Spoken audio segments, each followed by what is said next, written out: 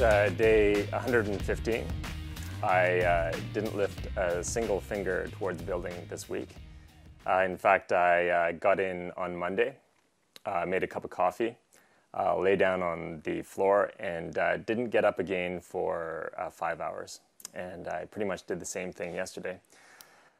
It's the first couple days off in a row that I've had for the past 2 months, and really digging it. Yeah, the first night in the cabin was strangely anticlimactic. I'd expected an overwhelming sense of satisfaction, but yeah, it wasn't there. I guess I realized that I'm a glasses half empty person, or 1/5 empty in this case, I guess. And as I lay back in my bed on my thermarest, I could see all the things that still need to be done.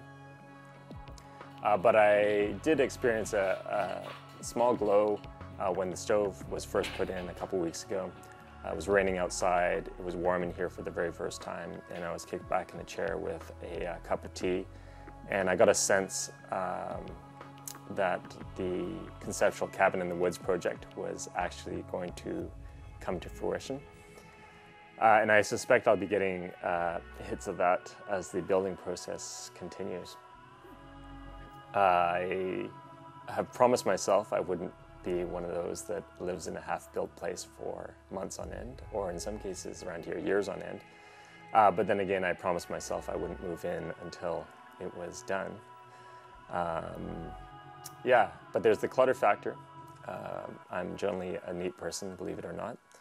And when I spend half an hour or an hour digging around looking for a cable for the hard drive or one of my socks, it drives me a little bit crazy.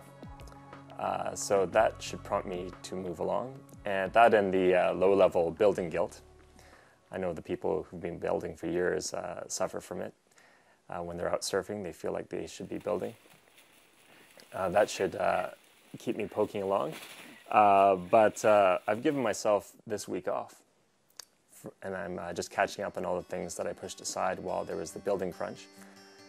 And also I'm leaving myself open to whatever comes up. Like last night, Surf Shop Mike and Lucy were kiteboarding down the beach. Crystal Mapper and I joined them a little bit too late for the kiting action, but we built a fire out of the wind and roasted a few weenies. And it was really relaxing. It felt a little bit like summer, which was very nice. Surf Shop Mike actually was the one who planted the seed of an idea of doing this project here. He had spent his first couple years on the island in off-grid shack just down the beach here, actually where my friend Dean stayed last week. The landowner had built it in just a few weeks with mostly materials that he scavenged off the beach and a whole lot of expansion foam. Rustic, but very serviceable, and there's a whole slew of people that continue to live there off and on. Yeah, Mike had also introduced me to the idea of the 5-year deal, which led me to securing something like one with Rapid Rich and Lisa. So I have a lot to thank him for. But this week I have no goals and promise no forward progress, except my hair will get bigger. And I think I'm going to lay down now. Have a great weekend, and I will see you next Monday. Thanks.